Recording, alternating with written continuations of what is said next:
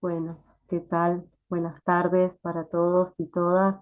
Vamos a dar inicio a la segunda conferencia de este ciclo de conferencias que organizamos desde SIQUE, el ciclo de conferencias titulado La subjetividad en la época actual, clínica, política e interdisciplina.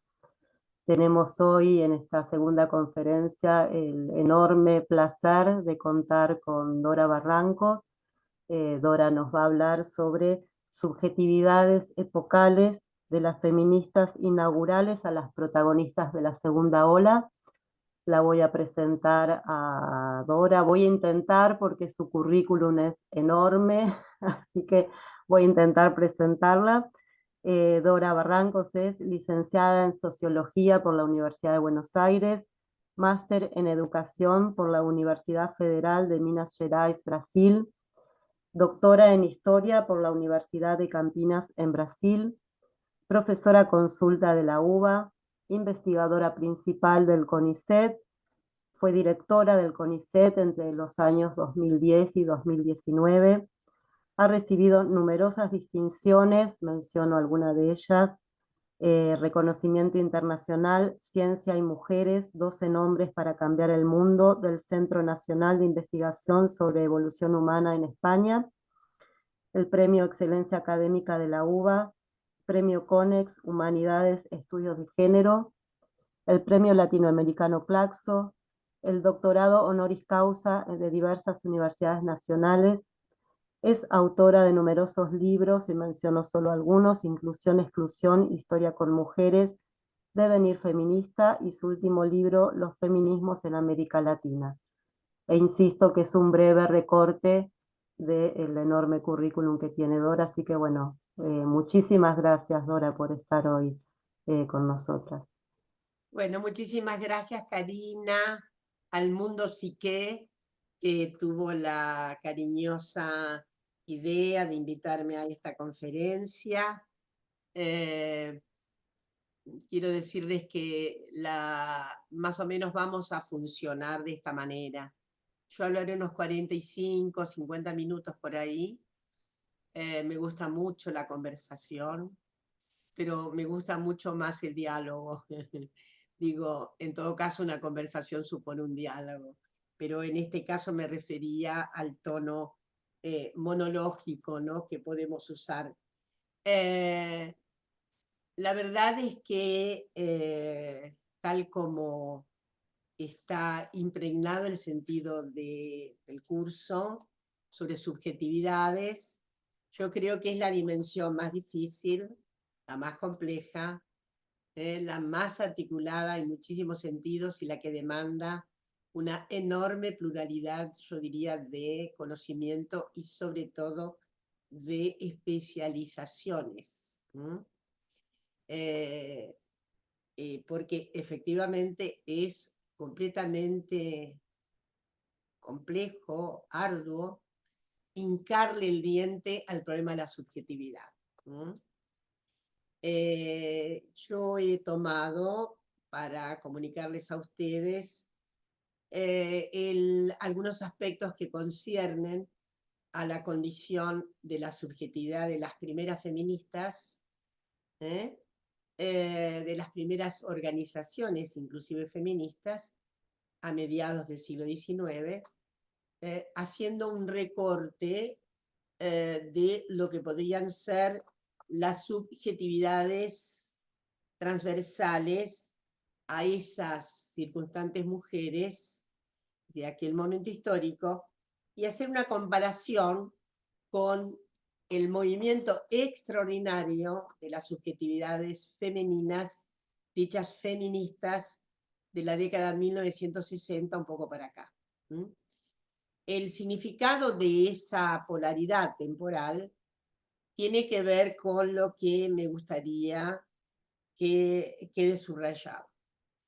Obviamente, la subjetividad habla de una construcción de cada sujeto, de cada individuo, de cada criatura humana. Pero lo complejo de esa subjetividad es que tiene un nutriente externo. ¿eh? Es decir, somos gente que está en una situación la condición humana, nuestra condición Homo sapiens sapiens, es una condición absolutamente situada, temporal, epocalmente y según las conformaciones societales de contexto.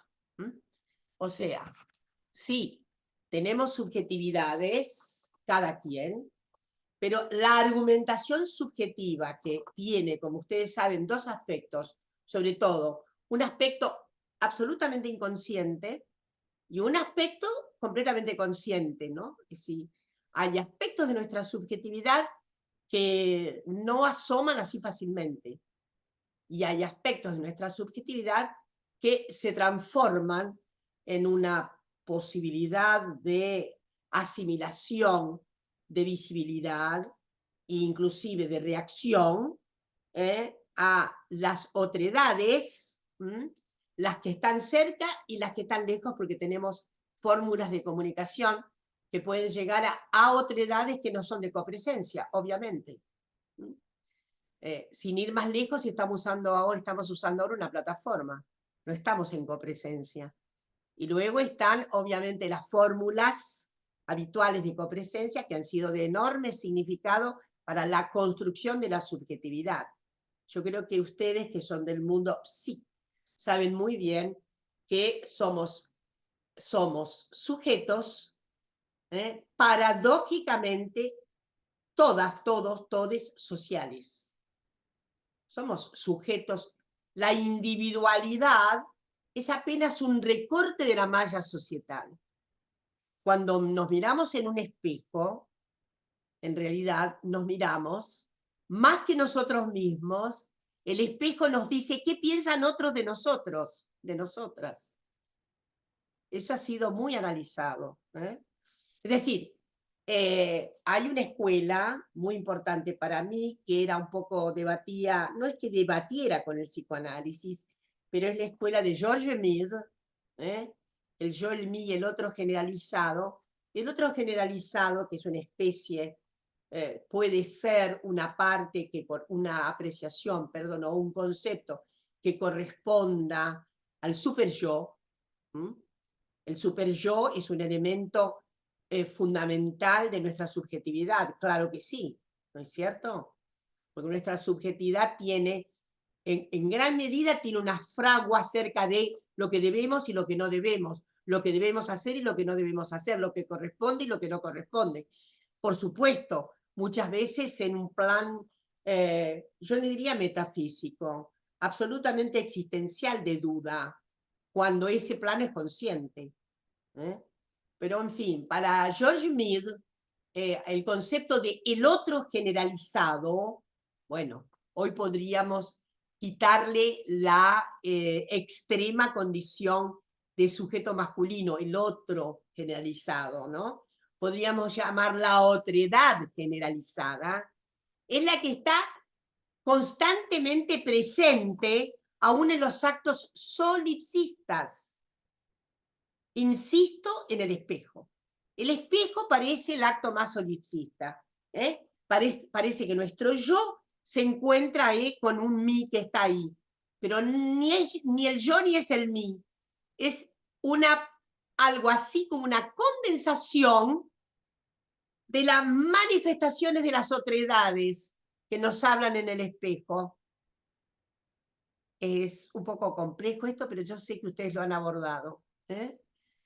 Porque en realidad lo que estamos pensando de nosotras mismas, en este caso voy a usar un femenino abusivo porque veo muchas figuras, bueno, aparentemente todas femeninas, y con apariencia es así, pero lo que sostengo es que efectivamente el espejo nos dice muchísimo de la significación, del modo representación de los otros sobre nosotras.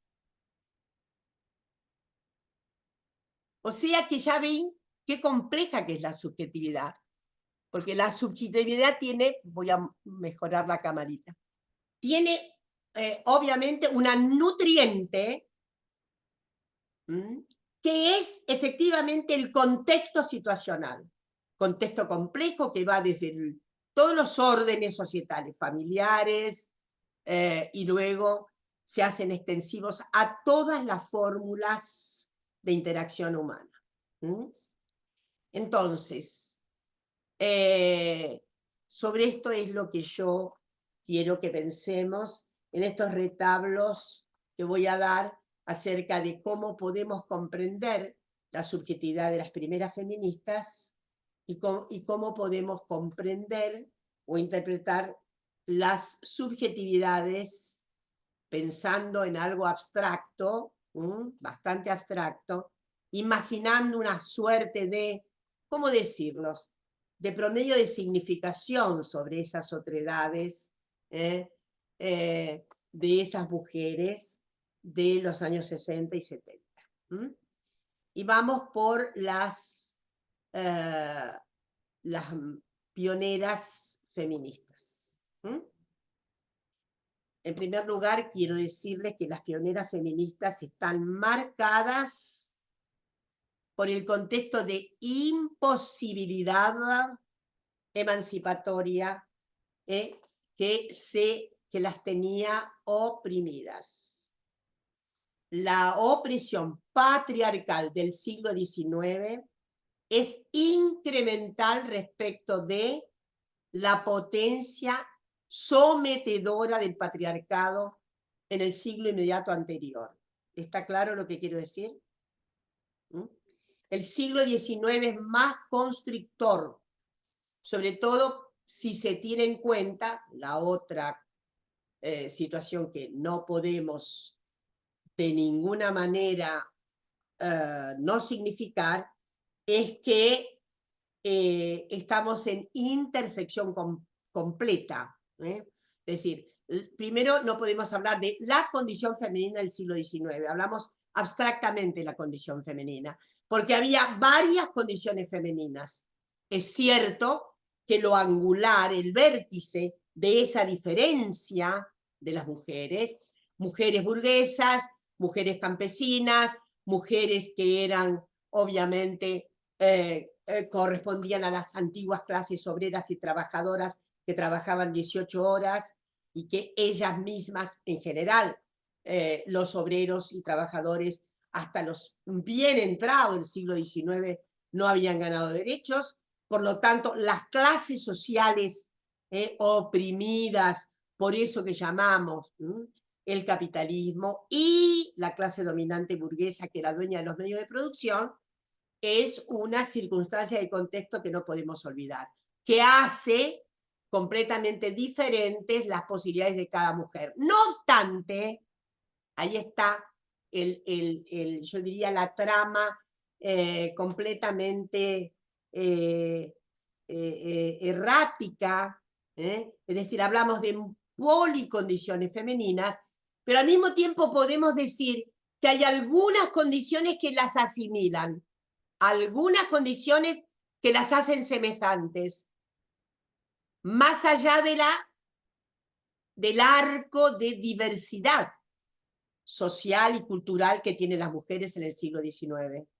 ¿Se entiende? Parece paradójico, pero es así.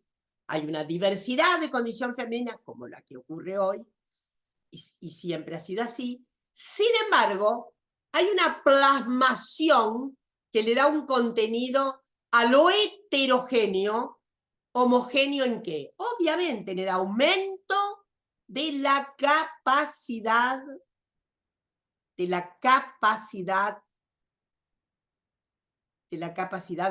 opresora del patriarcado.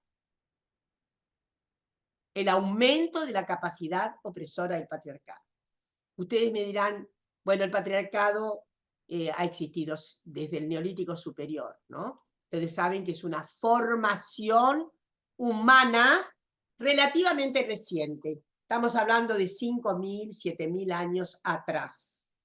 Piensen ustedes que nuestra estructura como especie Homo sapiens sapiens no se puede saber muy bien de qué data, cuál es nuestra data, pero suponemos 30.000 años. la deriva de una construcción no igual humana, la deriva de una construcción no igual humana, no es una deriva, no viene impresa con la estructura Homo sapiens sapiens. A ver, voy a decir esto fuertemente. Nada tiene que ver la opresión de la condición masculina sobre la femenina con ninguna caracterización natural de la especie Homo sapiens sapiens.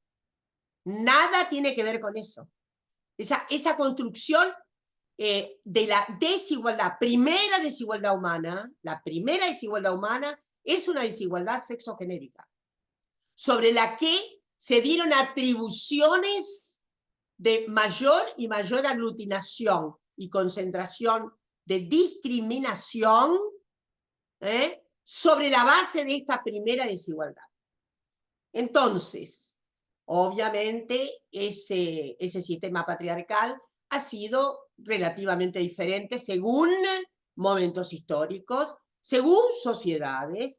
Siempre recordaré que una sociedad que nos dice muchísimo, que es la sociedad romana, la vieja república romana, tiene una forma absolutamente estridente de una configuración exacerbada de constructo patriarcal. Bueno, de ahí derivan con todo lo que tiene que cambiar el orden jurídico que corresponde a la herencia románica, ¿no? Voy a recordar algo nada más. En la patria potestad familiar, la que ejercía el padre sobre las hijas, no terminaba nunca, jamás, aunque se casaran. Casadas tenían el doble lazo. Por supuesto que no se puede entender nada del derecho romano si no se entiende su vertebralidad patriarcal, tan exacerbada que llamaba la atención a los pueblos de la época. Sí, cada pueblo llamado bárbaro tenía una composición patriarcal. Ahora, el dominio romano sobre las mujeres era casi único. Los pueblos germánicos, en fin, ustedes saben que hay una enorme cantidad de identidades llamadas bárbaras, a las que en la época imperial romana, que ocurre mucho más adelante, casi todas esas naciones quedaron sometidas, pero lo que quiero decir es que si hay algo que distingue el estatuto románico es la proverbial patrimonialidad de los cuerpos femeninos. Entonces, yendo más acá, es cierto que, mirando a Occidente, ha habido momentos en que ha zigzagueado la condición absolutamente, ¿cómo decirlo?, absolutamente exacerbada patriarcal. Ha habido momentos en que el patriarcado ha tenido algunos desajustes. Me refiero a Occidente, estoy hablando de Occidente. Algunos desajustes. Algunos momentos en que ha habido algún trastabilleo. Jamás ha desaparecido. La Alta Edad Media para mí, por ejemplo, se configura como una posibilidad por muchísimas razones, culturales, económicas, etcétera. Se deshace el Imperio Romano, queda todo absolutamente desperdigado, etcétera, etcétera, y siempre examino para que se den cuenta de lo que digo, como esa experiencia de un cierto trastabilleo está muy para mí significada por lo que era un orden conventual en manos de mujeres. Los conventos del siglo XI, XII, en donde era muy difícil que el obispo, siempre masculino, pudiera tener una sobrepotencia sobre esa escritura, debido inclusive a las distonías, por así decir, que tenía la propia configuración de la Iglesia Católica en aquel momento, donde había mucho conflicto interno, etc. Hubo un momento en que hubo división del papado. Entonces, en ese craquelé se puede ver que los conventos de mujeres son conventos donde las mujeres hacen lo que quieren. Esto es, pueden tener a una superiora muy exigente, ¿eh? Pero en donde cuando digo las mujeres hacen lo que quieren, tómenlo literalmente. Hay muchos trabajos que hoy día analizan sobre todo esas primeras configuraciones de conventos. Un convento, los conventos de varones, por supuesto, tienen en este punto se compadecen, se parecen, son unidades económicas.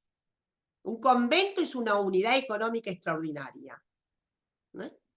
Se producen hortalizas, se cría ganado, se hacen comidas extraordinarias, algunas bienes de esa época, muy sofisticadas porque había mucho tiempo, y donde raramente se podría decir el obispo pesaba totalmente. El obispo podía llegar a visitarlas con determinados fines, porque efectivamente ustedes saben que estamos hablando de formas culturales epocales. En suma, doy este ejemplo porque parece necesario decir que efectivamente hay algunas oportunidades, inclusive las institucionales, en donde hay como una cierta ruptura del principio de, obviamente, de apropiación total de los cuerpos femeninos. Son momentos de mucha tensión, son momentos de mucha tensión. Bueno, después viene el Renacimiento, etcétera, en donde justamente pierden notablemente las mujeres. Hay una notable colega norteamericana que murió muy joven, que escribió un texto que era notable para quienes nos hacíamos las primeras experiencias de primero ya nos habíamos tornado feministas y por lo tanto y empezamos a trabajar con la investigación sobre las condiciones femeninas y demás, que fue muy marcante, porque su texto tiene se arma sobre la pregunta que obviamente está hecha de tal modo que tiene su propia respuesta. Ese texto muy notable se llamaba algo así, la traducción es, ¿tuvieron renacimiento las mujeres? La pregunta ya tiene la respuesta. Ahí hay una primera forja de individuación. Esto es lo que el Renacimiento marca, un primer reverbero de individuación de los varones. De los varones, porque las mujeres no tuvieron ese reverbero de individuación. Y me vengo mucho más acá y digo, ¿qué pasaba con el antiguo régimen? El antiguo régimen aristocrático, sin derechos individuales, en donde todavía no se tramita la institucionalidad republicana de la división de poderes, etcétera, etcétera. Lo que se conoce historiográficamente como antiguo régimen en donde no hay derechos individuales, en donde hay una enorme fractura entre la clase aristocrática y el resto de las configuraciones sociales que no tienen los mismos derechos y donde además hay una enorme arbitrariedad en lo que podría llamarse el impartir justicia. Pues si a Luis XIII se le ocurría que alguien debía pagar por alguna cuestión que le había tocado en orden a una insubordinación imaginada o no, no había prácticamente respuesta institucional que hiciera posible un juicio apegado al derecho. ¿Está claro? No existe esto. Bueno, este es el producto de 1789, digámoslo, ¿no? De la Gran Revolución Francesa. Sin embargo, en términos que nos acercan mucho a lo que quiero decir, sin embargo, el estatuto, sobre todo sexual, de las mujeres de la corte era enormemente franqueado, si consideramos lo que va a ocurrir después de 1789. Y voy a volver a poner el ejemplo de Francia porque es harto conocido. No era la única monarquía de la cual podríamos decir los monarcas gozan del usufructo de la sexualidad de las mujeres que apetecen. no importa cuál es su condición. ¿Está? Pero hay mucha bibliografía y mucha literatura sobre la franquía sexual que tenían las llamadas cortesanas, las mujeres de la corte. Si el rey las elegía, el marido estaba feliz de la vida, porque era un conde que quería ser duque, y le venía maravillosa a lo mejor que fuera favorita del rey. Y miren cómo son las cosas. Podía haber envidias en otras cortesanas, pero a nadie se le podría haber ocurrido señalarle como el epíteto de prostituta. No existe tal cosa. Existe una categoría impresionante, favorita del rey, es otra cosa. Bueno, ha habido favoritas extraordinariamente condecoradas de poder. Diana de Poitiers, por ejemplo. Entreténganse esta noche y vean lo que era Diana de Poitiers, la favorita notable, que por supuesto convivía con la legítima esposa, convivía es un modo de decir. Cuando Francisco murió, obviamente las cosas no fueron tan simples para Diana de Poitiers, que sin embargo tenía uno de los más hermosos castillos de la zona del Loire.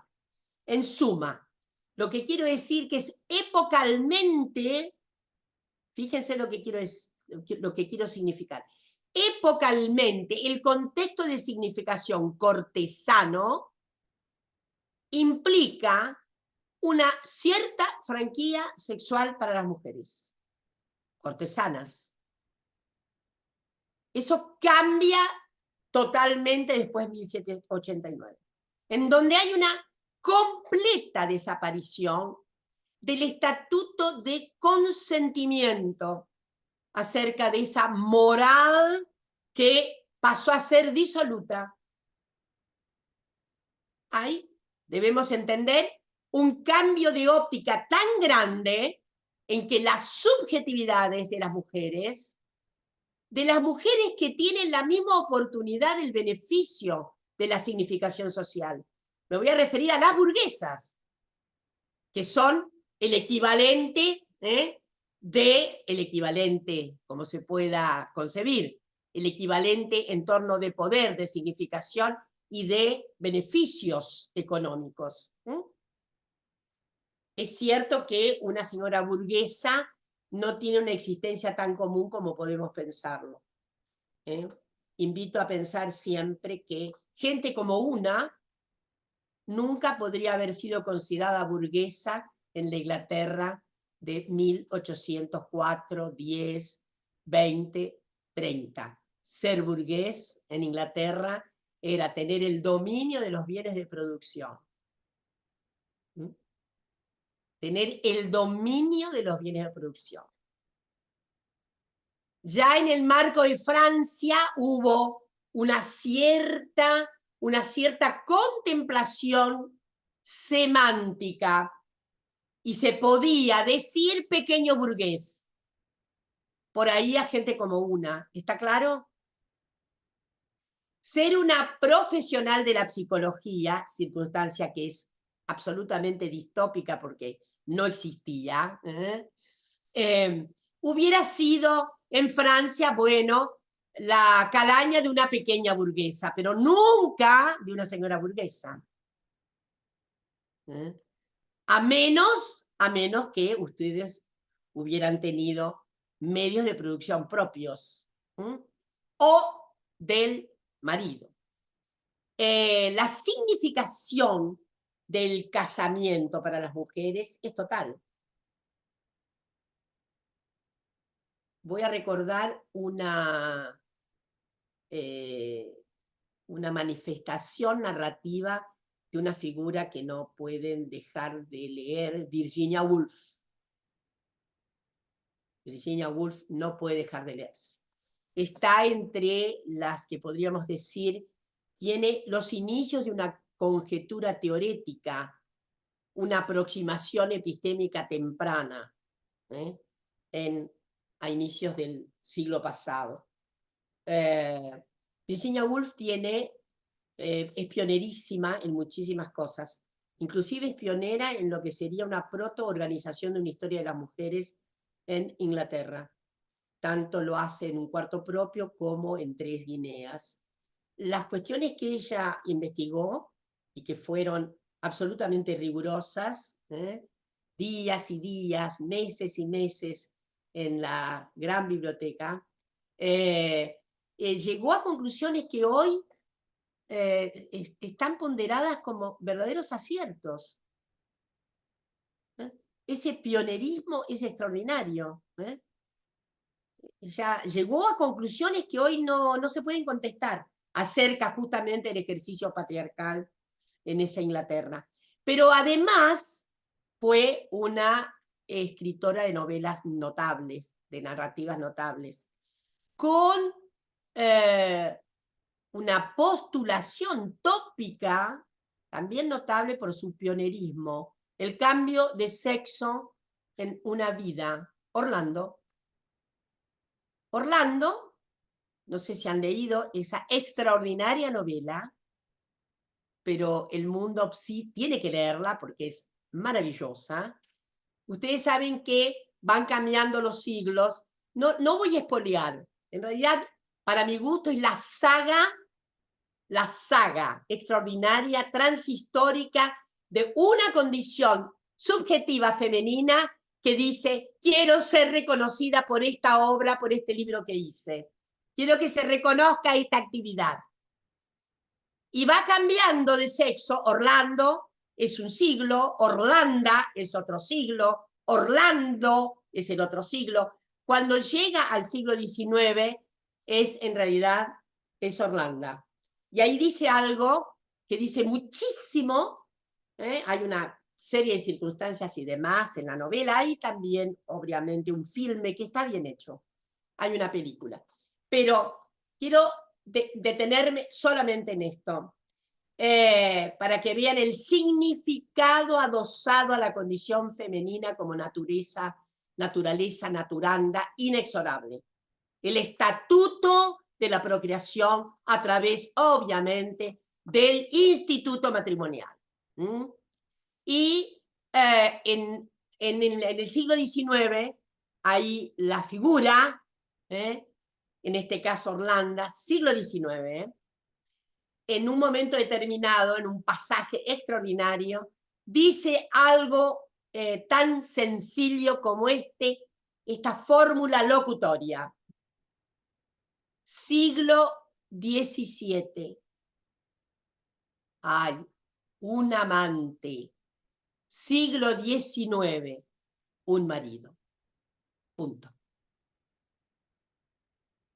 ¿Captan ustedes la significación que tiene esa frase? Y tiene la significación de una pérdida en orden, algo que efectivamente no va a tener combustión léxica, semántica y semiológica hasta el siglo XIX bien entrado, porque la sexualidad comienza a ser obviamente un tono, una apreciación, un discurso, tal como dijo Foucault, que era menos, cuanto más se podía expresar, más constricto era, más se obligaba a determinada norma. Entonces, hay ahí un pasaje dramático del siglo XVIII al siglo XIX, en que efectivamente las mujeres tienen un cambio en su subjetividad, sobre todo las mujeres de cierta condición. Porque podríamos analizar qué es lo que pasa, sí, con el estatuto de las burguesas respecto del estatuto de las que no son burguesas, las que son trabajadoras textiles, que era una de las tareas que hacían las mujeres. Pero agrego algo más.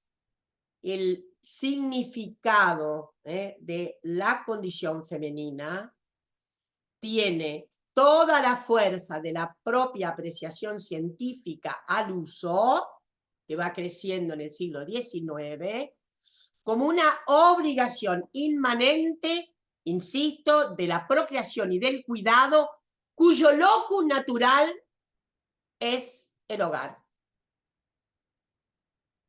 Por lo tanto, el desempeño previsto y obligado para las mujeres es el que tiene que ver con la reproducción. Y el desempeño extradoméstico es un desempeño de baja legitimidad social. A ver si se entiende esto. Quienes consiguen ser reconocidas en una actividad extradoméstica como grupo humano, femenino, antes que cualquier otro, ustedes ya pueden ir imaginando que es la Sagrada Maestra. ¿Ah?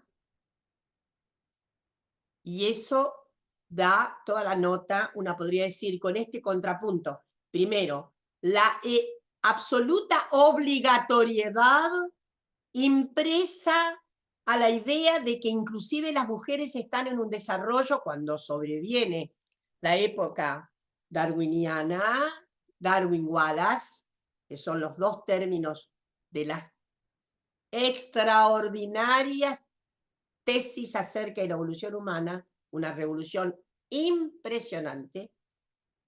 Yo creo que hay dos momentos de gran revolución en el conocimiento humano. Dos, digamos, puede haber habido antes lentas, sí, por supuesto, Copérnico es toda una revolución, pero las más recientes me refiero.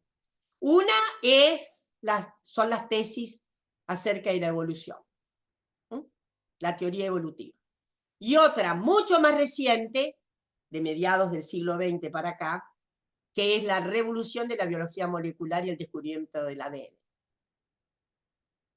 que permitió, voy a hacer esta pequeña inscripción nada más, que permitió a los varones salir de la nebulosa de la paternidad.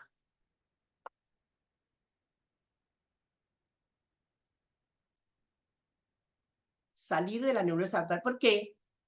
Y porque el ADN es la prueba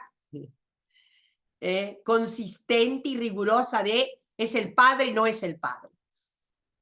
Siempre digo lo mismo, me da un poco, lo digo a menudo, la única ternura con la que me puede conmover el patriarcado es que pagaron tan caro que hasta la ceguera, la imposibilidad del reconocimiento de la paternidad. Era supuesto, era de buena fe.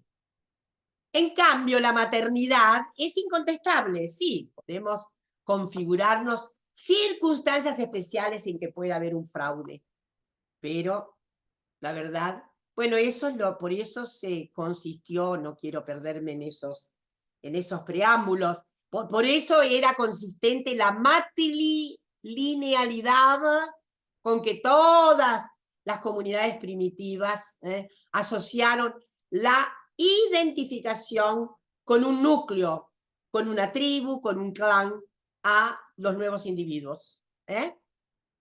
Dicho esto, voy a decirles cuál es ese contexto que va a significar la primera adhesión colectiva al principio de una insurrección contra la potestad patriarcal. Esa insurrección puede haber tenido, que hoy llamamos insurrección feminista, pero que puede tener algunas voces precursoras a lo largo de los tiempos, pero yo sostengo la idea, es mi hipótesis, que no podemos llamar feminismo a lo que es una voz aislada de una mujer. Puede prefigurar. Para mí, feminismo tiene que ver con la acción colectiva. Tiene que ver con, por lo menos, 3 mujeres, 2. Tiene que haber agencia por el derecho.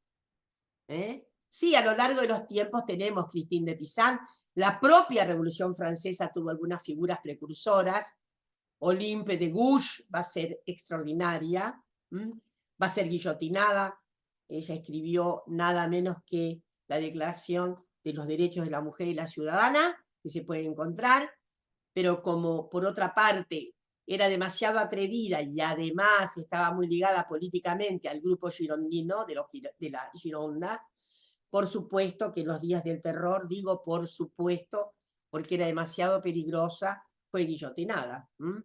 Ella y Medicourt, otra figura importante. Bueno, y después Mary Wollstonecraft, que es también una precursora de la misma época, solo que en Inglaterra, la madre de Mary Shelley, que es, ustedes saben, la inventora de Frankenstein, y que muere en el parto de Mary, de Shelley, ¿no? Y, pero son voces aisladas, todavía no tenemos una composición de agencia reivindicativa. Hay algunas colegas feministas, sobre todo en España, que llaman feminismos a todas las expresiones que se han suscitado, en fin. Pero yo insisto en que para mí tiene que haber una acción colectiva para denominar, para darle la nomenclatura. De hecho, esas figuras que van a tornarse colectivamente insurrectas, tienen algunos episodios notables, como la lucha por la abolición de la esclavitud. La lucha por la abolición de la esclavitud. Concretamente en Estados Unidos, no solamente en Estados Unidos, sino también desde ya en Inglaterra, hubo una saga importante de lucha para abolir la esclavitud y que tiene dos connotaciones, una económica y otra que es de orden, yo diría, moral, de una subjetividad en orden a la piedad, el pietismo. El pietismo fue una fórmula que también convocó especialmente a mujeres, ¿no? La madre de Goethe era una pietista. Es una consideración otra, es una consideración que no tiene que ver con la raigambre económica. Ya hay que abolir la esclavitud porque es mucho más caro reponer, tener esclavos que pagar a la fuerza de trabajo un salario. Por eso el capitalismo va a abandonar la práctica horrenda de la esclavitud. Muchísimas mujeres se asociaron a la lucha abolicionista. Y en la lucha abolicionista pensaban doblemente en esas pobres criaturas sometidas brutalmente y las pobres criaturas que eran ellas sometidas también. Entonces hay un doble lazo. En 1838 hubo una gran asamblea en Londres abolicionista y muchas mujeres, no solo de Inglaterra, de otros lugares, quisieron participar y habían venido también mujeres desde los Estados Unidos de América. Pero, ¿saben lo que ocurrió? No las dejaron participar. No las dejaron participar, las echaron. Hubo un gran jaleo entre varones, qué barbaridad, y otros, no, que tienen que hacer las mujeres acá, etcétera, etcétera. Pero quiero decir que hubo un grupo de varones que se mostró bastante exaltado con esa acción de expulsión de las mujeres. 10 años más tarde, las mujeres se cobraron con la gran asamblea de Seneca Falls, 1848, Estados Unidos, es la primera, y voy a tomar bastante de estas subjetividades. Había en Seneca Falls, era una capilla, Seneca Falls está cerca de Nueva York, y la reunión se hace en una capilla metodista a la que asisten un grupo importante de mujeres y también un grupo bastante importante de varones.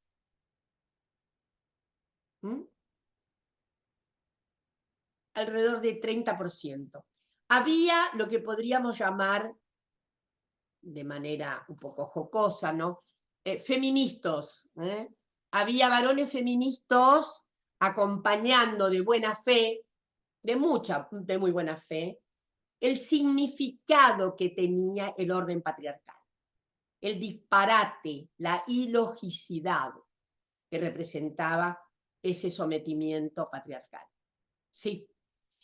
Bueno, ahí hubo mujeres de muy diversa condición, casi todas de clases medias, casi todas letradas, había hasta una científica, había, pero fíjense lo que quiero significar, el cruce de subjetividades muy renovadas en esto de juntarnos para la acción reivindicativa. Era una acción que de todas maneras señalaba la odiosa circunstancia del sometimiento, de la emancipación. Les voy a leer apenas algo para que ustedes vean que aunque había científicas en aquel momento, había mujeres muy cristianas. Había cuáqueras, Lucrecia Mott y Mary Mott eran cuáqueras, es decir, esto está significando que había una cierta pluralidad de sensibilidades. Había mujeres de radicalidad liberal, liberales radicalizadas, que a mí me gustaría decirles que no es lo mismo que el liberal general, que el liberalismo en general. Eso lo podemos dejar para alguna pregunta. Bueno, voy a leerles algunos párrafos. En aquella oportunidad decidimos, dicen esas mujeres, que todas aquellas leyes que entorpecen la verdadera y sustancial felicidad de la mujer son contrarias al gran precepto de la naturaleza y no tienen validez, pues este precepto, el de la felicidad, tiene primacía sobre cualquier otro. Hay ya todo un discurso, no van a salirse del orden natural, porque justamente afirman que el precepto natural indica que las mujeres no pueden quedar privadas de felicidad, ¿está claro? Otro, decidimos que la mujer es igual al hombre, que así fue establecido por el Creador y que por el bien de la raza humana exige que sea reconocida como tal.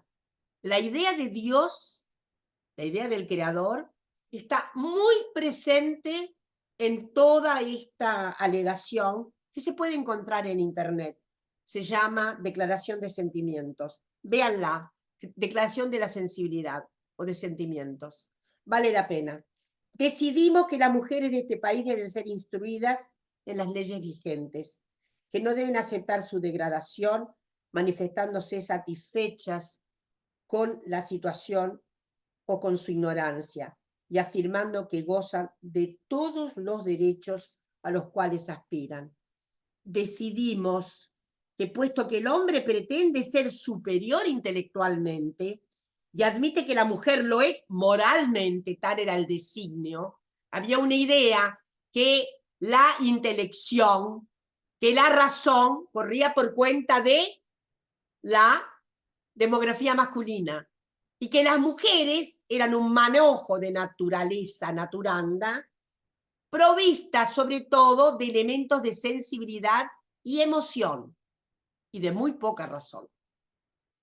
Entonces, admiten que la mujer en algún punto moralmente, a veces, porque también había una figura, así como había la excelsitud de la madre, de la cuidadora, de la benefactora extraordinaria del orden doméstico, también había una contrafigura de la mujer devoradora, era otra contrafigura típica del siglo XIX, de la mujer que se comía, de la mujer que efectivamente estaba devastada desde el punto de vista de la sexualidad. Miren, a finales del siglo XIX, una figura que tal vez ustedes conocen, que fue de alguna manera patrística última, para dar luego, y que fue de alguna manera instructor de Freud y los varones que estudiaron medicina, etcétera, y que significa el fin seguramente, de una relación sistémica neurofisiológica, Krafft-Ebing. Krafft-Ebing. Krafft-Ebing sostenía en ese libro que, para no producir escándalos acerca de los temas que trataba, que se referían sobre todo a la inversión sexual, lo escribió casi todo en latín. De modo que es absolutamente difícil hacerse con lo que dice, porque temía que fuera muy escandaloso los temas que trataba. Entonces, en Psychopathia Sexualis dice algo como esto: si las mujeres fueran bien educadas, apenas conocerían el goce sexual. Entonces, eso es finales del 19, está claro, ¿no?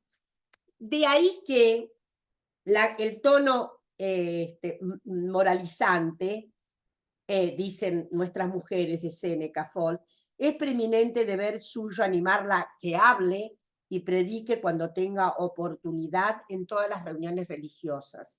Había claramente una sensibilidad de, ¿cómo decirlo?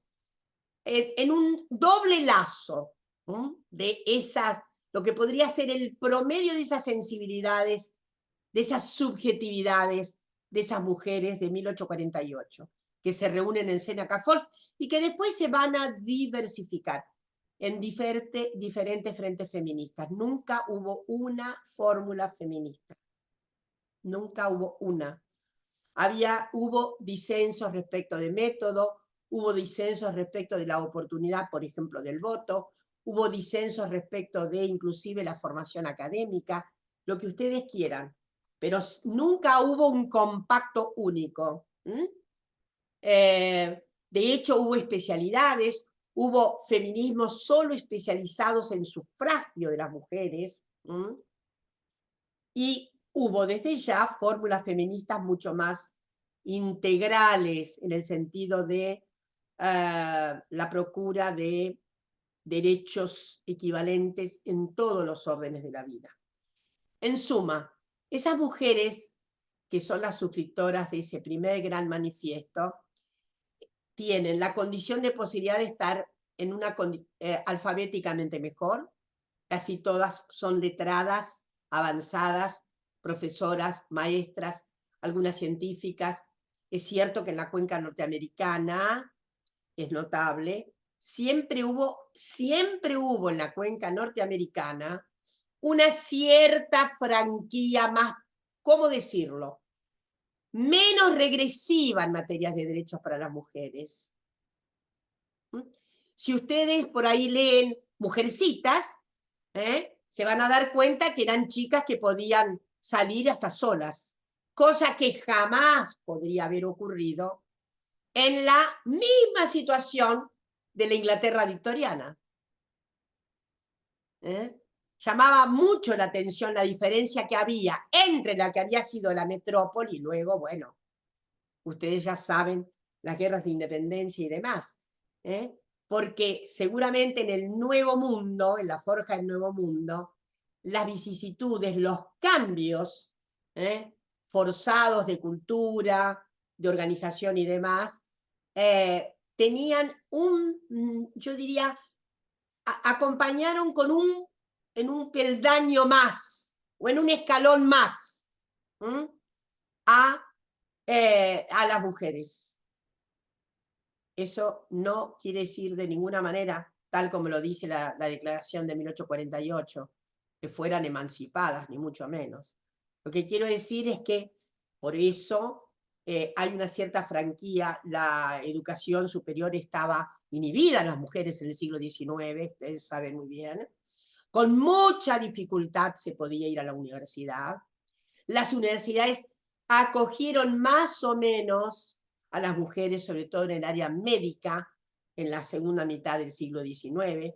Oxford y Cambridge se abrieron a las mujeres en la década de 1860. La Universidad de Londres más.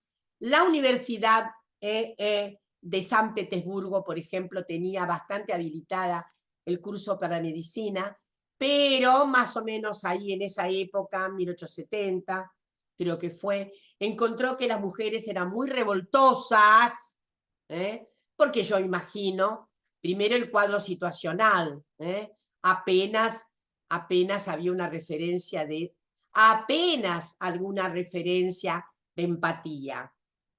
Yo voy a narrarles circunstancias del siglo XX, del siglo XX avanzado, es otro momento, cuando ya tenemos feminismo de la segunda ola, pero bueno, llegaron más tardíamente a nuestro país en virtud de que, por varias razones, pero entre ellas porque tenemos al terrorismo de Estado en el medio, ¿no? Pero quiero decirles que un lugar que no podía ser para las mujeres, ustedes me dirán, las áreas duras, bueno, sí, más o menos, y las blandas mucho más. Filosofía no admitía mujeres. Y historia ni les cuento. Y estas revoltosas rusas, se les cerró la carrera de medicina, eso está muy bellamente narrado por ahí, y hubo un gran pasaje de mujeres, obviamente, que tenían que ver con un estatuto aristocrático, o que eran, casi todas tenían un muy buen pasar, no era tampoco un racimo enorme, no estamos hablando ni de 20 mujeres, estamos hablando de un grupo que a lo mejor daba se fueron a estudiar a Zúrich, a Suiza, que era un lugar en donde había una cierta aparente apertura, pero en Estados Unidos la apertura a los estudios propios que podían reclutar mujeres corresponden a la zona este norteamericana, la zona no del oeste, sino del este norteamericano. Todavía subsisten los college solo dedicados a mujeres en Estados Unidos. Cosa que es sorprendente para nosotras, sobre todo para las feministas de América Latina, que hemos hecho estallar los viejos lugares reservados solos a los varones, como el Colegio Nacional Buenos Aires o el Colegio Montserrat de Córdoba. Sin embargo, en Estados Unidos, fíjense ustedes, hay una tradición, inclusive propuesta por un grupo de feministas, de preservar los antiguos colleges que corresponden a mujeres, algunos de extraordinaria reclutamiento de las clases altas norteamericanas, como el famoso Vassar College, en donde estudiar ahí, en fin, no es para gente como una. Entonces, y ahí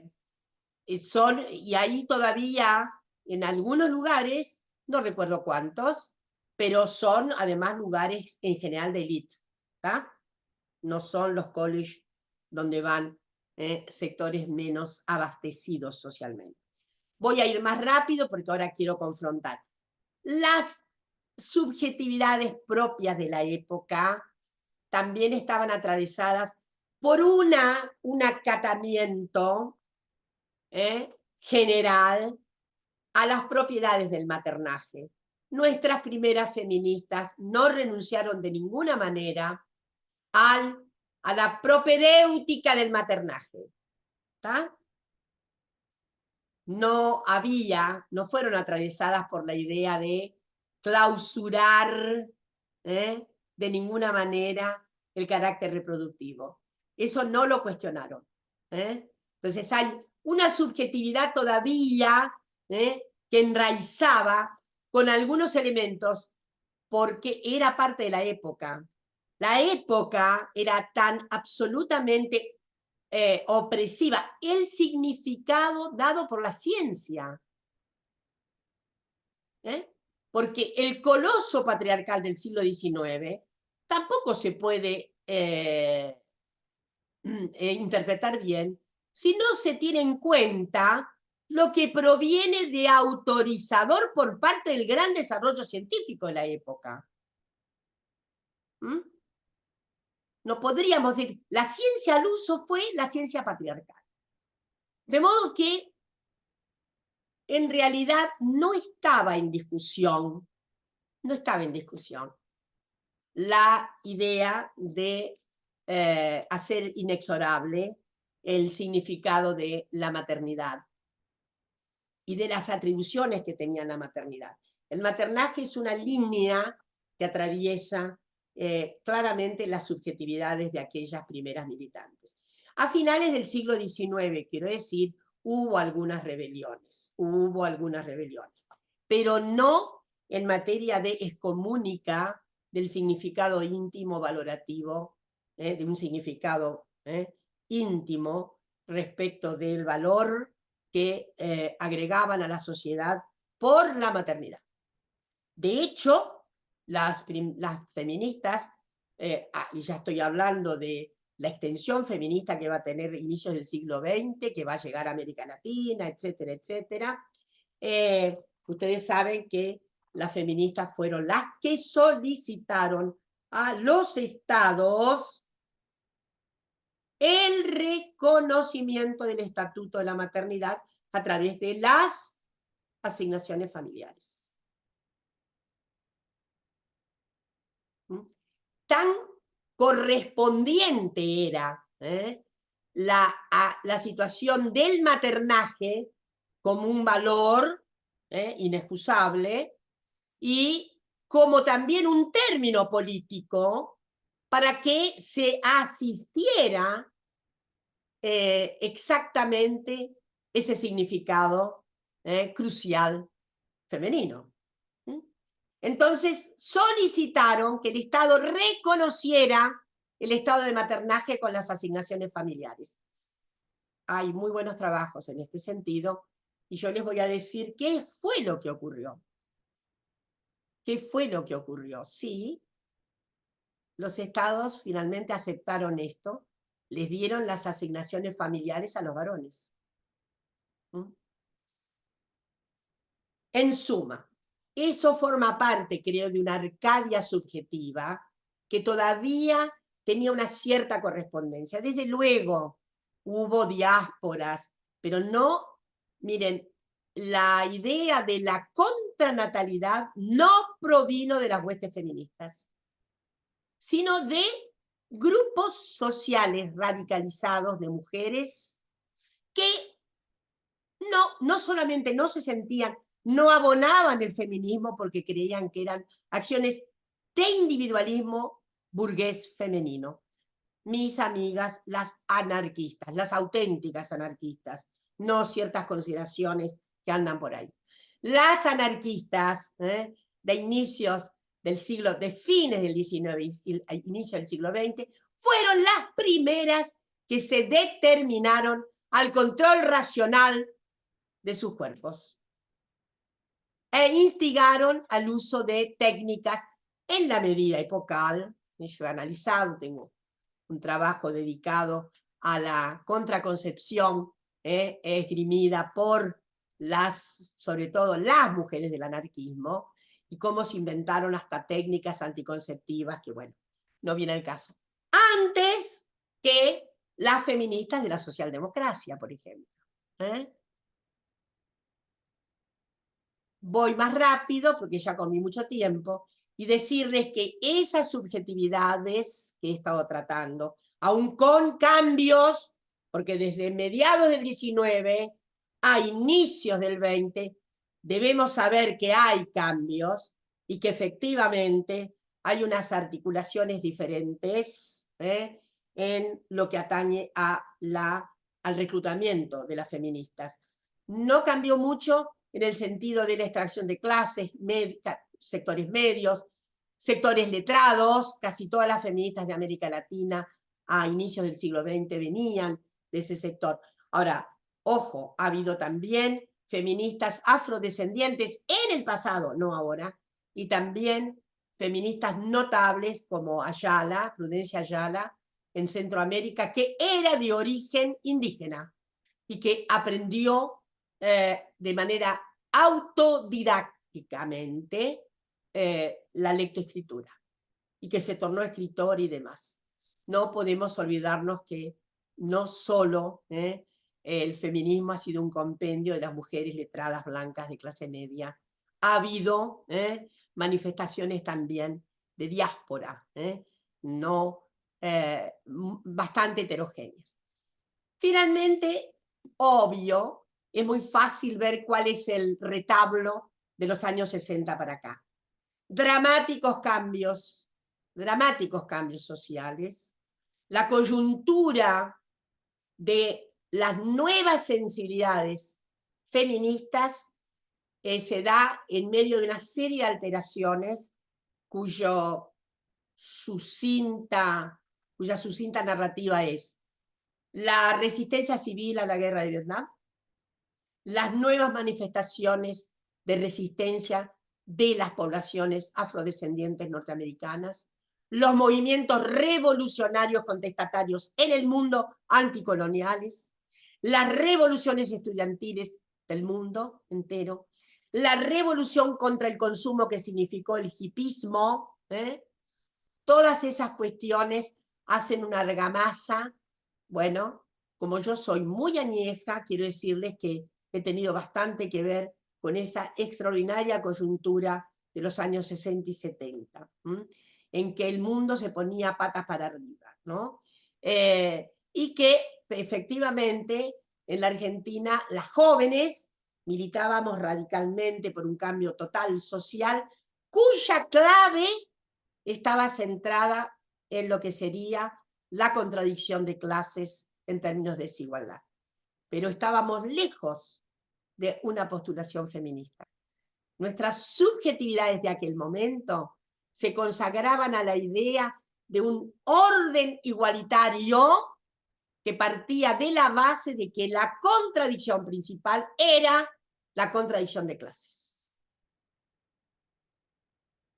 Sin embargo, bueno, muchas de nosotras, las que pudimos sobrevivir desde ya y que salimos al exilio en esos años, hicimos un cambio enorme, sí, de nuestra experiencia vital y de nuestras subjetividades. Nos habitaron otras mujeres. Ustedes saben que hay una gran feminista, Rosy Braidotti, que habla de 3 tipos de circunstancia relacional. La circunstancia relacional obvia, varón-mujer, la circunstancia relacional mujeres con mujeres, y la circunstancia relacional mujeres con nosotras mismas, porque cada una de nosotras es un haz de mujeres. Voy a repetirlo para que efectivamente el mundo psique no se escandalice. Tenemos dimensiones múltiples, sin que signifique caer en la esquizofrenia, desde luego. Tenemos una subjetividad que comparte muchas sensibilidades. Y yo pienso que además se ha complejizado mucho más el mundo. Por lo tanto, se ha complejizado mucho más todos los atributos posibles que tiene nuestra subjetividad. Entonces, esas dimensiones de cambio tan agudo tuvieron un acicate sobre un convencimiento de las propias mujeres, de las que sobre todo lideraron el proceso de cambio que llamamos segunda ola feminista, en lo que puedo de alguna manera decir de manera sintética, tienen que ver con una autoimpugnación de una determinada construcción femenina que se había creado. Y que obviamente se patentizó en fin, aquella idea de una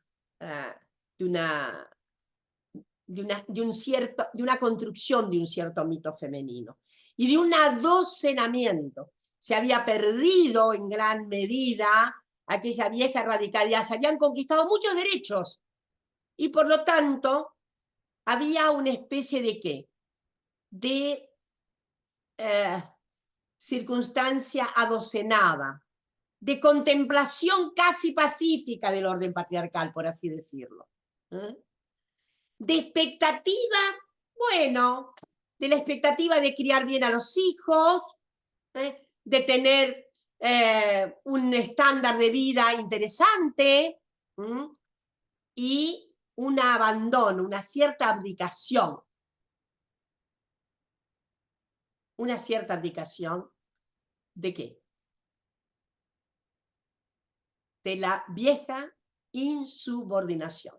Nos habíamos convertido en mujeres del establishment, de nuestro propio establishment, que estaba tranquilísimo, que no dudaba casi de nada. Sí, con mucha infelicidad, porque muchas se daban cuenta, muchas caían en neurosis, etcétera, etcétera. Sobre todo cuando los hijos crecían y no habían mucho.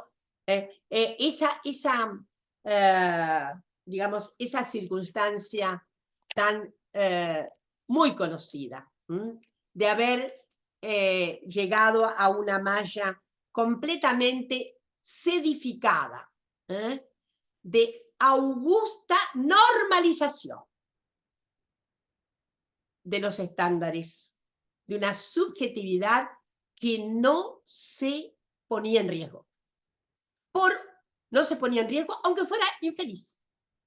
Bueno, yo voy a recordar que una síntesis de esto que estoy diciendo tiene que ver con lo que Simone de Beauvoir describió en El segundo sexo, esa dialéctica extraordinaria que ella, de la cual emerge su propia condición de gran filósofa existencialista, ¿no? La dialéctica de la inmanencia versus la trascendencia. Nos habíamos aquietado en la inmanencia, sin cuestionamiento, con la normalización de que las cosas son así, con los atributos de, bueno, eso lo pueden hacer porque son varones. Esas normalizaciones de la subjetividad fue lo que obviamente rasgó Betty Friedan con la mística de la feminidad. En ese texto que puso así pata para arriba, que desconcertó, pero no fue el único, porque a ese le siguieron varios textos, y hay un advenimiento de una interpelación a la subjetividad normalizada, por una subjetividad de la trascendencia, que cuestionara las prácticas habituales al uso, las prácticas al uso, y bueno, de ahí devino una saga extraordinaria de construcción por primera vez teorética feminista. Yo dije que había sido prototeórica Virginia Woolf, de la misma manera que había sido extraordinario el aporte notable de Simone de Beauvoir, que escribe su libro en 1949. Pero voy a decirles algo. Simone de Beauvoir, cuando escribe El segundo sexo, no era feminista todavía. Bueno, a mí me gusta decirlo, voy a decir una vez más, Simone de Beauvoir se convirtió al feminismo leyendo a Simone de Beauvoir. Entonces, la verdad es que hay una interpelación integral, con un estilete filosófico, antropológico, discute con Freud, discute con la biología, discute con todo, y bueno, y se empina ese texto notable que ha sido como una matriz en la que han abrevado desde ya las feministas de todos los colores.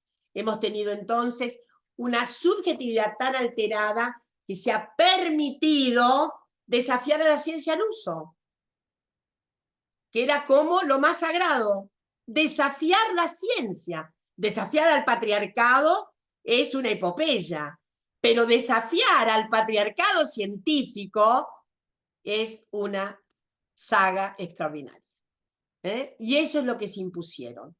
Y yo creo que, en fin, tenemos allí desde ya unas subjetividades muy, muy, muy, muy, muy, muy agitadas y muy en orden a la conquista completa del deseo y la conquista completa de la significación de la sexualidad disidente en términos de la condición femenina, ¿no? Y sobre todas las cuestiones, creo la marca principal de todo esto, que es una subjetividad que finalmente comprende que la violencia que ha venido padeciendo es una violencia de corte histórico, absolutamente de corte histórico, que no viene embutida con la biología, con la naturaleza, que ha sido impuesto en un momento determinado y que la marca de esa violencia es inescindible de las propiedades patriarcales. Dicho lo cual, tenemos emergencia de muchísimos feminismos con diferentes tonalidades, por eso hay feminismos que han sido muy notables y que han sido respondidos por otros feminismos. De todas maneras, lo más notable del feminismo es la política efectiva que tienen las feministas, ¿no? Por un lado está lo teorético, pero toda teoría tiene política, toda teoría tiene una significación política, aunque se pretenda solamente teorética y epistémica, tiene una conformación política. Tanto es así que de determinadas fórmulas teoréticas, en esta división notable que tienen los feminismos, de varias características, migran, derivan posiciones políticas, posiciones en torno a la acción política de las mujeres, que han ampliado enormemente su significado para abrazar mucho más que lo que parecía derivar de una dicotomía, de un binarismo mujer-varón. Y paro por acá porque lo que más todavía ha aumentado la significación del aporte de esos feminismos es también dado algunas hebras nocionales importantes para el empinamiento de la agencia reivindicativa de las disidencias sexogenéricas en general. Bueno, quedo por acá, pero que quede muy claro que la subjetividad es un constructo que tiene una articulación de temporalidad, que los contextos de significación son muy demarcatorios, que hay una dialéctica entre el afuera y el adentro, hay isomorfismo, diría una figura como la de Norbert Elias, hay una suerte de isomorfismo. Somos individuos porque hay algo societal que nos marca como tales, y eso que está afuera está dentro nuestro, y lo que está dentro nuestro, que es nuestra subjetividad, también se traduce en formas externas. Bueno, ¿cuestiones? Excelente, Dora. Muchísimas gracias. Preciosa exposición. Bueno, vamos a dar lugar a las preguntas. Un tiempito, estamos ahí este, con el tiempo, pero estaría bueno alguna pregunta, algún comentario. Sí, yo pensaba justo cuando te escuchaba esto último, pensaba en esto, ¿no? En esa dialéctica entre el adentro y el afuera, porque siempre, bueno, yo te comentaba, ¿no? Soy psicóloga, trabajo desde la perspectiva del psicoanálisis y siempre tenemos como muy presente esto, lo que tiene que ver con cómo el contexto, y además lo vivimos cotidianamente, impactan la subjetividad y cómo las subjetividades se transforman en función de, bueno, del contexto social, que es lo que vivimos, ¿no? Y a veces hasta lamentablemente, ¿no? Pero me parece que es como muy interesante tu planteo también de pensar ahí cómo las subjetividades han modificado también el contexto social. En los movimientos feministas queda bien claro, pero aún en esas personas aisladas, en esos hechos más aislados que trazaron un camino, ¿no? Me parece que ahí es como interesante para pensar también esa dialéctica de la cual hablabas ahí, el recorrido que hiciste, así que bueno, muchísimas gracias. Comentarios, preguntas.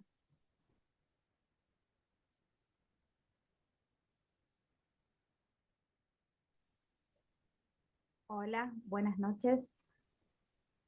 Laura. ¿Qué tal? Bueno, ¿qué tal? Un placer, doctor, haberla escuchado. La verdad que es valiosísimo, digamos. Yo soy licenciada en trabajo social, me desempeño en el área PSI, bueno, y lo que le quería consultar, que es algo que me gustaría si se lo podría usted explicar un poquito, esto de la mujer como que tiene atravesada por dimensiones múltiples.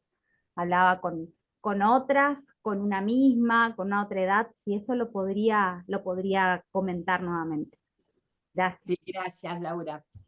Eh, yo creo que cada una de nosotras sabe de qué hablo, ¿m?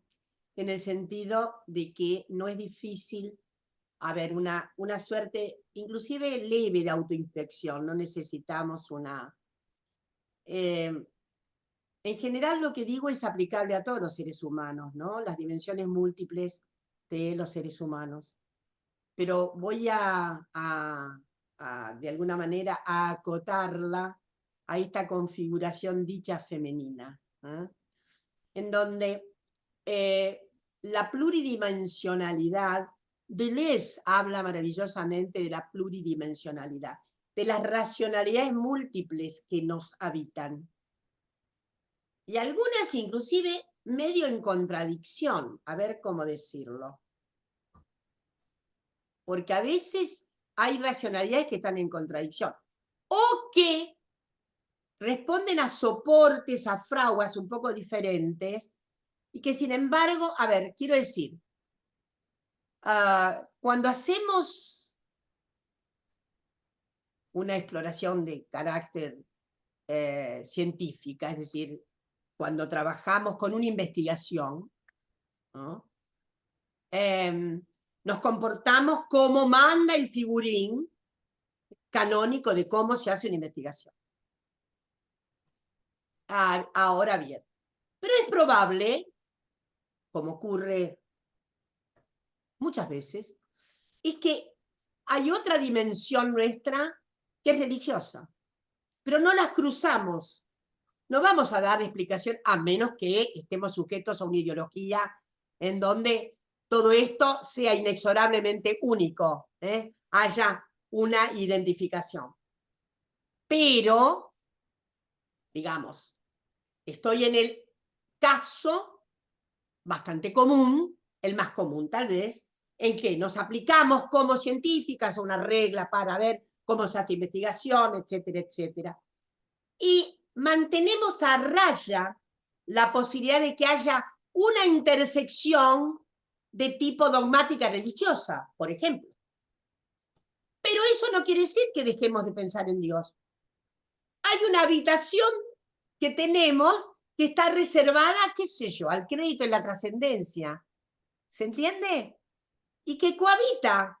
En realidad toda la ciencia del siglo XIX hacía que sobre todo los varones, que eran los que estaban habilitados, no abandonaban la idea de Dios. Ahora, no lo ponían a Dios en el medio de una referencia en el teorema.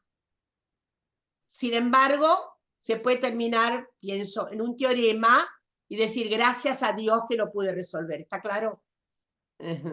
He dado un ejemplo un poco burdo, pero muy explicable acerca de que las racionalidades son múltiples. Y que no, eso no quiere decir que andemos con esquizofrenia. Digo, eso quiere decir que nos habitan muchas mujeres. Nos habita la mujer que tiene capaz de alta racionalidad, con la mujer que por ahí no deja de ir, qué sé yo, a la misa y tal, o que tiene que tiene un esclarecimiento muy importante desde el punto de vista científico, pero que por ahí, por ejemplo, no acepta determinadas políticas de las feministas. ¿Está claro lo que quiero decir? En fin, justamente la gente que está más cerca de lo que es el sondeo del aparato psíquico, Laura, vos sos trabajadora social, pero nada impide a lo mejor que te conviertas en psicoanalista, ¿no? En el psicoanálisis se sabe que la especialidad es el sondeo del aparato psíquico, ¿no? Hacer sondas sobre el aparato psíquico y expresar y traducir eso en interpretaciones, ¿no? Sabe muy bien de estas circunstancias, ¿no? que no quiere decir que, que perdamos la razón, que estemos en una situación esquizofrénica. Digo, tenemos soportes diferentes. Es cierto, y ahí está la habilidad sobre todo de la interpretación psicoanalítica o la que fuere, la sistémica, respecto de que a veces sí se embarullan tanto las cosas que la gente tiene neurosis o cosas peores, ¿está claro? Pero lo que estoy hablando es de cierta normalización. Para Rosy Braidotti, dentro de cada mujer hay muchas mujeres. Bueno, hay muchos varones dentro de un varón también, quiero decirles. Y hay muchísimas circunstancias en aquellas personas que no son binarias, que no responden exactamente al mundo binario, que tal vez sean las más difíciles de comprender por los aparatos orgánicos del conocimiento formateado como tal. Para la psicología sé que es una situación muy difícil. Para la medicina es una situación muy difícil. Por ahí lo es menos para un cura párroco que se da cuenta de que la vida es así. Lo digo con toda yo diría con todo lo incisivo que quiero ser, ¿no? En suma, esto es lo que finalmente nos habita, ¿no? Bueno, hay hebras nuestras de una heroicidad que no pensamos en un momento determinado, también, ¿no? Hay una pista deslumbrante que no conocíamos, que es una insurrección total, que ni la conocíamos, ¿no? Nos damos cuenta de que, caramba, de esto soy capaz yo, ¿no? ¿Está claro? Clarísimo. Muchísimas gracias, Dora. Gracias, Laura. ¿Algún comentario, alguna pregunta más? Si no, ya podemos ir finalizando. Yo me tomé mucho tiempo, veo, ¿eh? Por eso no queremos Ay, tomar más pobres, tiempo. nadie protestó, nadie protestó. No, para nada, al contrario, un placer enorme. Te dejamos hablar. Yo creo que es muy importante, todo lo que nos desafía es justamente tratar de comprender. Miren, esa es una frase muy de Spinoza, filósofo que yo reverencio. No se trata, primero no hay que juzgar, primero hay que comprender, ¿está claro? Bueno, eso es una obligación para todas las profesiones, es una obligación para la vida. Primero hay que comprender, después podemos hacer otras, pero lo primero que necesitamos es comprender. Y además en esto me parece, Dora, que es un poco también la idea de este ciclo de conferencias, que si bien es organizado por Psique, que es una red de salud mental, donde mayoritariamente somos psicólogas, psicólogos, psicopedagogos, pero bueno, lo abrimos al resto de profesionales de la salud y no profesionales, también hay conectada gente de, bueno, con distintas actividades, docentes, abogados, abogadas, así que bueno, es un poco también la idea del intercambio, ¿no? La interlocución, la interdisciplina, es un poco el espíritu de este ciclo, así que bueno, desde ya que les agradezco a todas las que se han sumado. Ahí están en el chat, la conferencia se va a subir después a YouTube, así que la pueden ver nuevamente y también seguimos por Instagram para el resto de las conferencias, que bueno, que con este mismo espíritu vamos a continuar durante el año. Bueno, muchísimas gracias, Karina, Dora, gracias por a la ustedes conferencia. por la paciencia y por favor. Digamos, la empatía de la escucha. Después he percibido empatía. Eso no quiere decir que estén totalmente de acuerdo con lo que he expuesto. Bueno, un abrazo muy grande y gracias, muchísima felicidad por ser personal y colectiva. Muchas gracias. Gracias. Gracias.